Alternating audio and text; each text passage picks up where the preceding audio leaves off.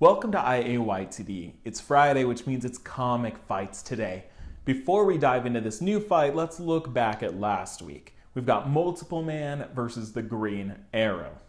There was actually some really good debate this week, as Multiple Man's abilities are kind of confusing, and what happens if different clones die, what happens if the original dies, a lot of that came into question, as well as Green Arrow, the types of arrows he has at his disposal, how quick he is. There's a lot of variables. So there are people fighting for both. But I think the most thought out argument goes to Marvin Riddick. He wrote an essay, which if you really want to go back and read it, has some great pros and cons for both of them. But here's his conclusion. Sheer numbers of men beats any one man in any one battle. The war is won through commitment, planning, execution, and gear. Multiple Man wins most battles. Green Arrow leads himself or others to win wars, and he has the better gear. The legend of the 300 Spartans ends with all of their deaths by the Persians. Yet in the end, the Greeks win. Think of the Green Arrow like Leonidas, arrows and all.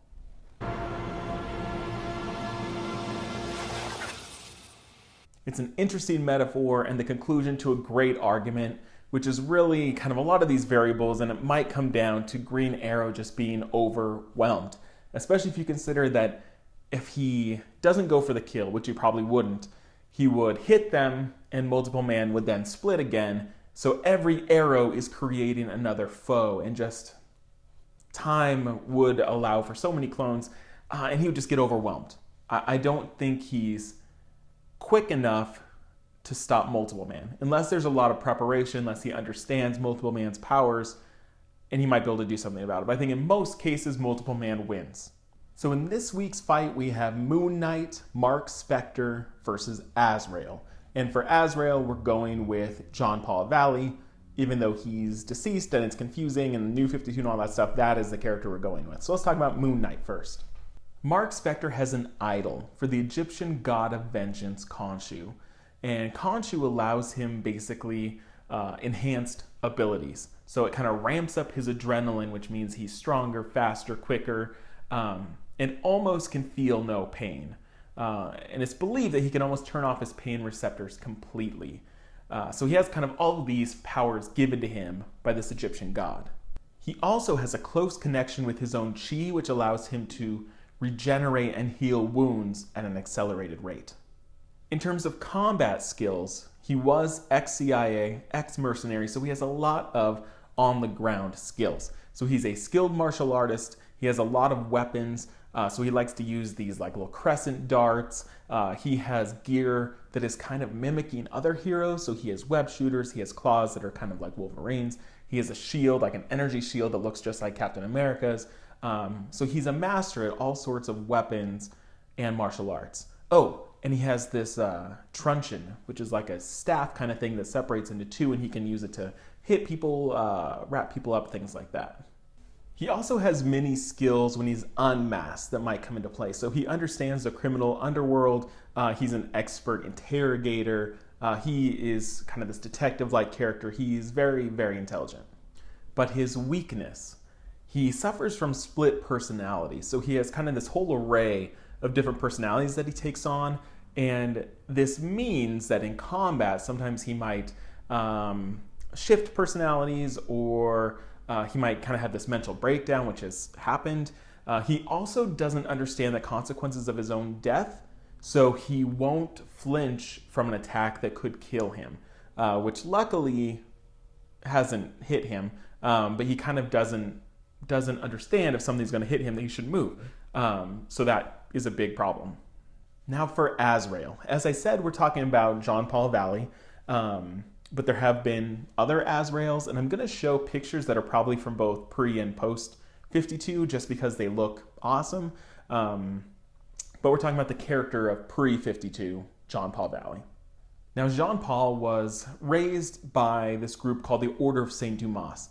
And basically, it's a group of kind of Templars or ex-Templars that kind of raised up these heroes, and they messed around with genetics. So when Jean Paul was, even before he was born, they were messing with his DNA, and they made him basically enhanced in almost every way. So he's stronger, faster, more durable. He has this kind of natural accelerated healing factor. They created him to be a warrior. So when he came of age, he took on the role of Azrael. And basically, he kind of went to Gotham City. He clashed with Batman a little bit, but he eventually befriended Batman and worked for him for a time, kind of as a computer technician. He's very smart. He's a computer programmer. And when Batman got his back broken by Bane, it was Azrael that stepped in as a replacement Batman in kind of this high-tech suit. It was definitely the 90s. And Batman recovered, and Azrael became a hero on his own. So him and Batman were kind of buddies, but more parallel. So Azrael would do his thing over here, Batman would do his thing over here.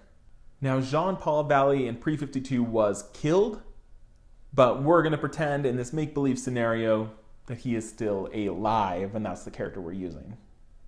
Now, in addition to Valley's kind of enhanced DNA, he's also an expert fighter. He's great brawling, but it's his weapons and gear that really set him apart. He has this full body armor that he wears that is both bulletproof and fireproof. He also has a lot of built-in weaponry. So he has blades that come out of his gauntlets. He has a sword that he uses that lights on fire, in addition to kind of being an expert fighter with all sorts of other weapons that he might come across. But those ones he has with him always and are built into his suit. Now, he shares a very similar weakness to Moon Knight, and that is that he also has kind of these split personalities, that Jean-Paul and Azrael are like two distinct people. And that means that sometimes he might kind of also have this breakdown, and that is a variable in the middle of combat that will make the difference. The personality of Azrael also tends to be aggressive and violent, and might lose focus and lose precision if he gives in to that.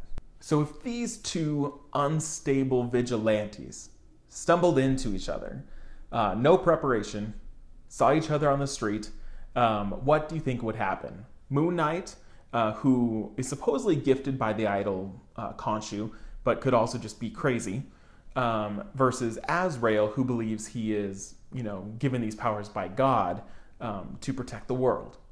So what do you think would happen if these two came across each other? Let me know your theories, all the different scenarios that might play out, and next week I'll shout out the coolest, most unique, best answer. So we'll see you next week on Comic Fights.